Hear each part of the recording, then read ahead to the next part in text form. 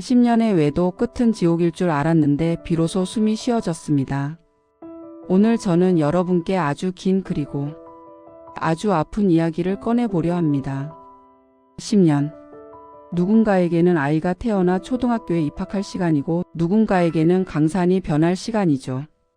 제게 그 10년은 제 영혼이 서서히 갉아먹히던 시간이었습니다. 남편의 외도를 알게 된 건 아주 우연이었지만 그 후유증은 필연처럼 제 삶을 덮쳤습니다.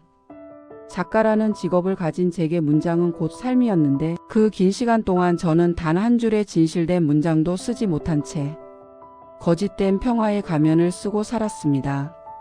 하지만 오늘 저는 그 가면을 벗고 저와 같은 지옥을 통과하고 있는 분들에게 그리고 무엇보다 이 폭풍 속에서도 지켜내야만 했던 우리 아이들을 위해 제가 어떻게 살아남았는지 그 이야기를 나누려 합니다.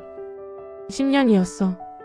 내 청춘, 내 열정, 내 아이들의 어린 시절까지. 그 여자의 향수 냄새에 오염된 기분이야. 거실에 앉아 있으면 벽지 사이사이로 그 사람의 거짓말이 스며 나오는 것 같아. 숨이 막혀. 그런데도 아이들이 학교 갈 시간이 되면 나는 다시 엄마라는 옷을 입고 앞치마를 둘러야 했어. 그게 제일 비참했어.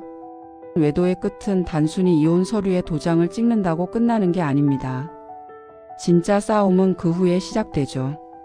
10년이라는 긴 세월 동안 학습된 배신감은 신체화 증상으로 나타납니다. 심장이 두근거리고 불면증에 시달리고 문득문득 치밀어 오르는 분노 때문에 일상적인 대화조차 불가능해집니다. 특히 사회에서 불륜 피해자라는 낙인은 당사자를 더욱 고립시킵니다. 하지만 여러분 기억하세요. 우리는 피해자로 남기 위해 이 고통을 겪는 것이 아닙니다. 생존자를 넘어 한 가정의 질서를 다시 세우는 설계자가 되어야 합니다. 미안하다는 말로 다 해결될 거라 생각 안 해. 그냥 아이들한테는 상처 주지 말자. 내가 잘못한 거지 아이들 아빠인 것까지 부정하지 말아줘. 당신이 아빠인 걸 부정하는 게 아니야. 당신이 우리 아이들의 세계를 무너뜨렸다는 걸 똑똑히 기억하라는 거야. 이제 당신이 할 수 있는 건 사과가 아니라 아이들의 미래를 위해 철저히 부모 역할에만 집중하는 거야. 감정은 빼고 책임만 가져가. 지수 씨가 선택한 첫 번째 후유증 극복법은 서사의 객관화였습니다. 작가였던 그녀는 자신을 주인공으로 한 이야기를 쓰기 시작했습니다. 나를 고통의 중심에 두는 게 아니라 3인칭 관찰자로 바라보는 연습이죠. 나는 슬프다가 아니라 그녀는 슬픔이라는 파도에 잠시 몸을 맡겼다라고 적었습니다. 이렇게 감정과 나를 분리하는 순간 비로소 이성이 작동하기 시작합니다. 분노는 종이 위에 가두고 현실의 식탁에는 아이들을 위한 따뜻한 국을 차려냈습니다. 이것은 인내가 아니라 내 삶의 주권을 되찾아오는 투쟁이었습니다. 두 번째는 아이들의 세계를 보호하는 격리벽을 세우는 것이었습니다. 많은 부모가 실수합니다. 상대에 대한 증오를 아이들에게 공유하려 하죠. 내 아빠가 이런 짓을 했어라고 말하는 순간 아이의 자아 절반은 붕괴됩니다. 아이에게 아빠는 나쁜 남편일지언정 여전히 세상에서 제일 큰 존재이기 때문입니다. 지수 씨는 남편과의 문제를 철저히 안방 안에서 끝냈습니다.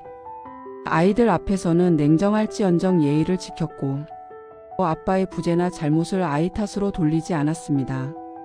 엄마 아빠는 서로 가는 길이 달라졌지만 너를 향한 길은 언제나 평행선처럼 함께 갈 거야 라고 안심시켰습니다.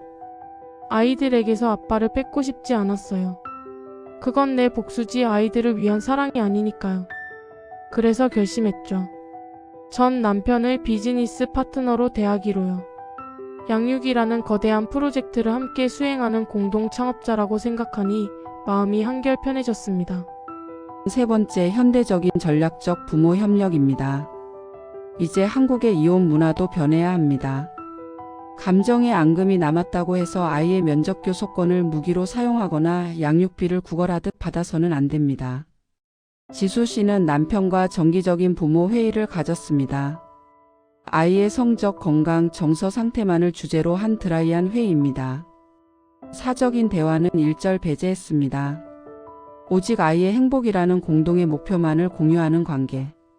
이것이 배신당한 배우자가 보여줄 수 있는 가장 성숙한 태도이자 지혜입니다.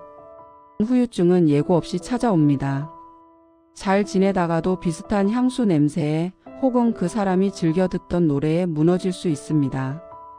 그럴 때마다 지수 씨는 자신에게 말했습니다. 이것은 지나가는 구름이다. 나는 이미 폭풍우를 뚫고 나온 배다. 10년의 세월은 결코 헛되지 않았습니다. 그 시간 동안 당신은 인내를 배웠고 가정을 지키려는 책임감을 증명했습니다. 외도는 상대의 잘못이지 당신의 부족함이 아닙니다.